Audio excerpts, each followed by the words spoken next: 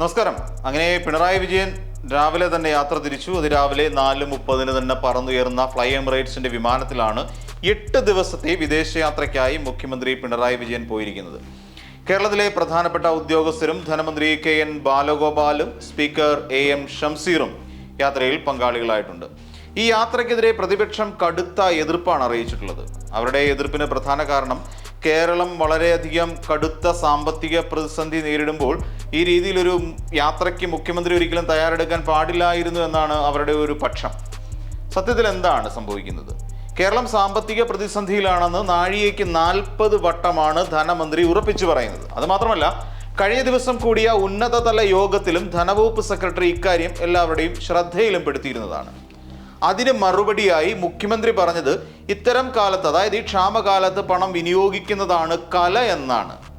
അത് ധനവകുപ്പിന് കൊടുത്ത നല്ലൊരു ഉപദേശമായിരുന്നു എന്ന് വേണം കാണാൻ. കേരളത്തിൽ കൊട്ടിഘോഷിച്ചുകൊണ്ട് ലോക്കൽ നേതാക്കളെ ഉപയോഗിച്ച് വാർദ്ധക്യത്തിലിരിക്കുന്നവർക്ക് ക്ഷേമ പെൻഷൻ വീട്ടിലെത്തിച്ചു നൽകിയിരുന്നു. അതൊക്കെയും ഇപ്പോൾ 3 മാസമായി കൊടുത്തിട്ടില്ല എന്നുള്ള കേരളത്തിൻ്റെ ധനസ്ഥിതിയുടെ ഭീകര മുഖമാണ് വെളിവാക്കുന്നത്.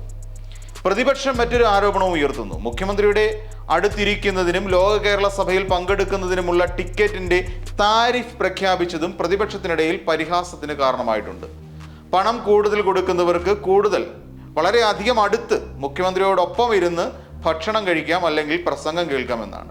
അത് ഓരോ ക്ലാസ്സുകളായി തിരിച്ചാണ് ചാർജ് ചെയ്യുന്നത്. വിദേശയാത്രയ്ക്ക് മുൻപ് പ്രതിപക്ഷം ഉയർത്തിയ അഴിമതി ആരോപണങ്ങളിൽ ഒന്നിലും തന്നെ മുഖ്യമന്ത്രി പ്രതികരിക്കാതെയാണ് ഈ യാത്ര നടത്തുന്നത്. AI ക്യാമറ ഉയർത്തിയ 732 കോടി രൂപയുടെ അഴിമതിയെക്കുറിച്ച് കമ എന്നൊരു അക്ഷരം മുഖ്യമന്ത്രി ഇതുവരെ പറഞ്ഞിട്ടില്ല. അതിന് പിന്നാലെയാണ് K-ഫോൺ നാടിന് സമർപ്പിച്ചുകൊണ്ട് നിയമസഭയുടെ ശങ്കരനാരായണൻ തമ്പി ഹാളിൽ ചെറിയൊരു ചടങ്ങ് നടത്തുകയുണ്ടായി. ആ ചെറിയ ചടങ്ങിന് ചെലവായതാകട്ടെ വെറും 4.5 കോടി രൂപയോ, അതായത് കൃത്യമായി പറഞ്ഞാൽ 4,35,00,000 രൂപ. ഇതും പ്രതിപക്ഷം ധൂർത്താണ് നടത്തുന്നത് എന്ന അർത്ഥത്തിൽ ചൂണ്ടിക്കാട്ടുകയുണ്ടായി.